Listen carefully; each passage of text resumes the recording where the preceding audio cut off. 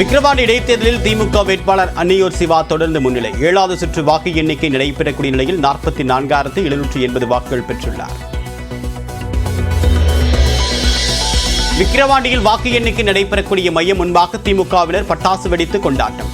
சென்னை அண்ணா அறிவாலயத்திலும் திமுக தொண்டர்கள் உற்சாகம்.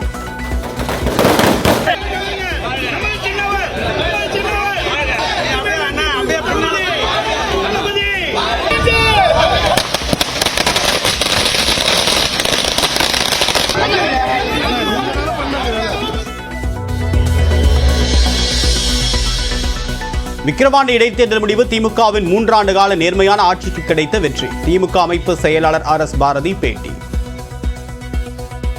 தளபதி மு.க. ஸ்டாலின் அவர்கள் அவருடைய நேர்மையான ஆட்சி, இந்த 3 ஆண்டு காலம் அவர் ஆட்சி நடத்தியதை மக்கள் ஏற்றுக்கொண்டு இவ்வளவு பெரிய மகத்தான வெற்றியை தேடி கொடுத்த விக்கிரவாண்டி மக்களுக்கு திராவிட முன்னேற்ற கழகம் வாழ்நாள் பூராவும் கடமைப்பட்டிருக்கிறது.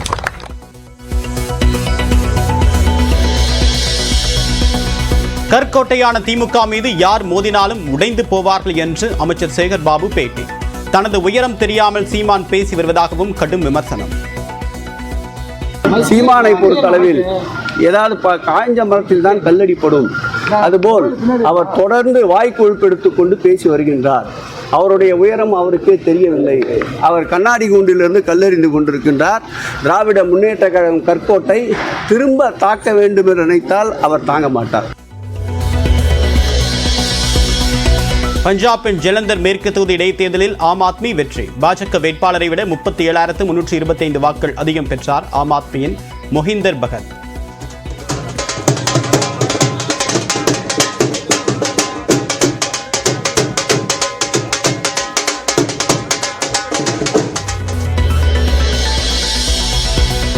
பாஜக ஆளும் மத்திய பிரதேசத்தில் நடைபெற்ற இடைத்தேர்தலில் காங்கிரஸ் வேட்பாளர் முன்னிலை. அமர்வாராத் தொகுதியில் பாஜக வேட்பாளரை பின்னுக்கு தள்ளினார் காங்கிரசின் தீரன் ஷா.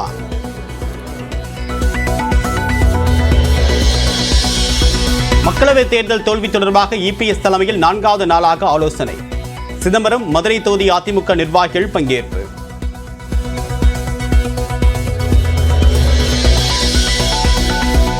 துணை ஆட்சியர், DSP உள்ளிட்ட உயர் பதவிகளுக்கான TNPSC குரூப் 1 முதல்நிலை தேர்வு. 90 காலி பணியிடங்களுக்கு 2,38,255 பேர் தேர்வு எழுதுகின்றனர்.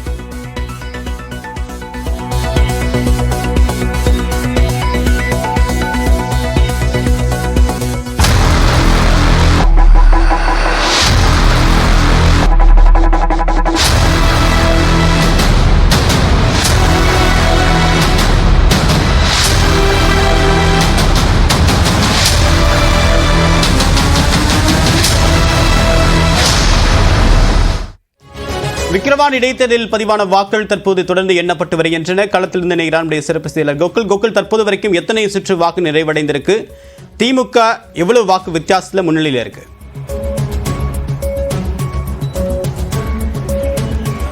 தொடர்ந்து விக்கிரவாண்டி சட்டமன்ற இடைத்தேர்தலுக்கான வாக்கு எண்ணிக்கை தொடர்ந்து நடைபெற்று வருகிறது. இதுவரை 10 சுற்றுகளுடைய வாக்குகள் எண்ணப்பட்டிருக்கிறது. குறிப்பாக 10 சுற்றுகள் முடிவில் திமுக வேட்பாளர் அன்னியூர் சிவா 63,205 வாக்குகளை இது பெற்றிருக்கார். பாமக வேட்பாளர் C. அன்புமணி 27,845 வாக்குகளை பெற்றிருக்கிறார். நாம் தமிழர் கட்சி வேட்பாளர் அபிநயா 5,265 வாக்குகளை பெற்றிருக்கார்.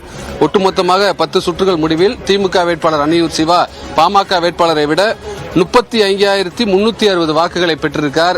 தொடர்ந்து 10 சுற்றுகளிலேயும் தொடர்ந்து முன்னிலை வைத்து வருகிறார்.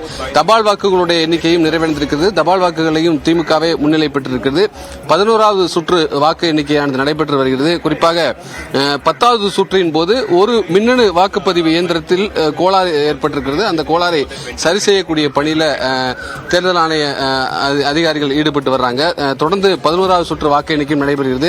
குறிப்பாக இந்த இடைத்தேர்தலை பொறுத்தளவு அதிமுக தேர்தலை புறக்கணித்த நிலையில் அதிமுக வாக்கு யாருக்கு சென்றிருக்கிறது என்ற கேள்வியும் எழுகிறது. தொடர்ச்சியாக மாவட்ட பொறுப்பாளராக முதல் முறையாக பொறுப்பேற்றிருக்கக்கூடிய முன்னாள் நாடாளுமன்ற உறுப்பினர் திரு கௌதம் சிகாமணி இருக்கார். சார், இப்போ ஃபர்ஸ்ட் நீங்க மாவட்ட பொறுப்பாளர் இருந்து சந்திச்ச முதல் தேர்தல், திமுக தொடர்ந்து முன்னிலை வகித்து வருகிறது, எப்படி பாக்குறீங்க? இல்லை, இது தலைவரோட சாதனைகள். ஏற்கனவே சொன்ன மாதிரி தான் இந்த தேர்தல் நேரத்தில் நாங்கள் வாக்கு சேகரிக்கும் போது சொன்னோம், தலைவரோட 2026 தேர்தலுக்கு இது ஒரு முன்னோட்டமாக நீங்கள் எடுத்து வாக்களிக்கணும்னு சொல்லி எல்லாமே அது மாதிரி தான் பிரச்சாரம் பண்ணோம். அதற்கு ஏற்றாற் போல் தான் இப்போ மக்கள் வாக்களிச்சிருக்காங்க. 10 ரவுண்டு முடிவிலேயே நாங்கள் கிட்டத்தட்ட 35,000 வாக்கள் வெற்றி இது வரைக்கும் லீடிங்கில் இருக்கோம். இன்னும் 10 ரவுண்டு இருக்குது. நாங்கள் எதிர்பார்த்ததை விட மிகப்பெரிய வெற்றியை தான் மக்கள் அளிப்பாங்க. இந்த இதில் அதிமுக தேர்தலை புறக்கணிச்சிருந்தாங்க. ஏறக்குறைய 82% வாக்குகள் பதிவாயிருக்கு. அதிமுகவோட வாக்கு யாருக்கு டிரான்ஸ்ஃபர் ஆயிருக்கு? இந்த கவுண்டிங் எப்படி தெரியுது? அது கவுண்டிங் முடிஞ்சதுக்கு அப்புறம் தான் தெரியும். ஏன்னா இப்போ எடப்பாடி பழனிசாமி பேச்சை யாரும் கேட்கலன்றது தெரிஞ்சு போச்சு. ஏன்னா எப்பயுமே 80% போல ஆகுது, இப்போ 82% போல ஆயிருக்கு. அப்போ அதிமுக காரங்க யாரும் தேர்தலை புறக்கணிக்கலன்றது முடிவாயிடுச்சு.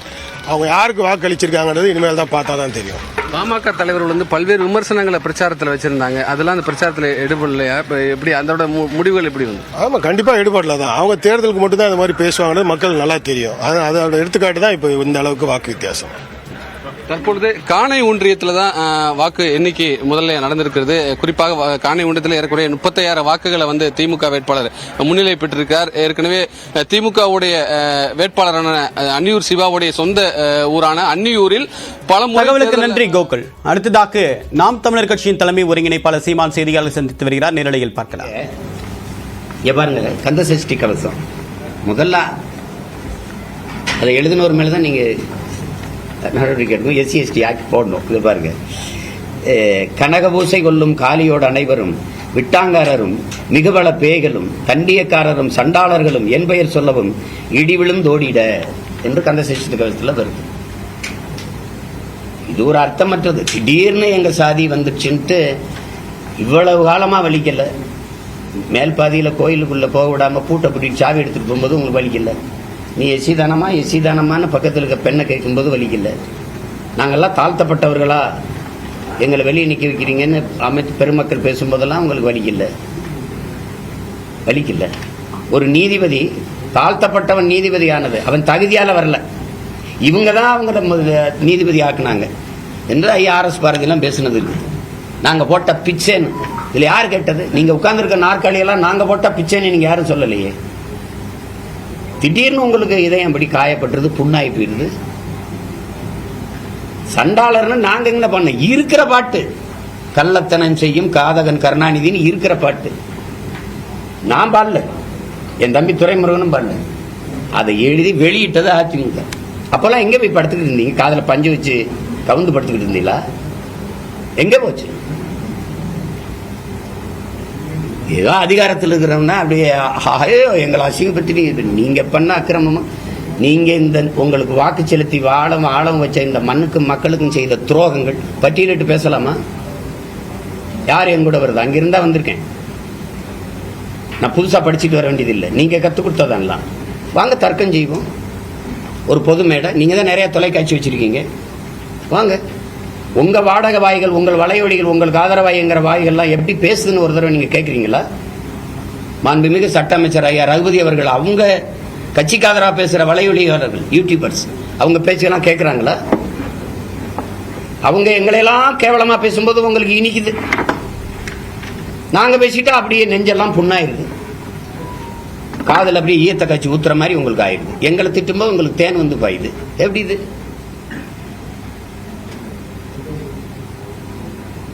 கன்னியாகுமரியில பேசினாருங்க துறை, கன்னியாகுமரியில பேசினாரு.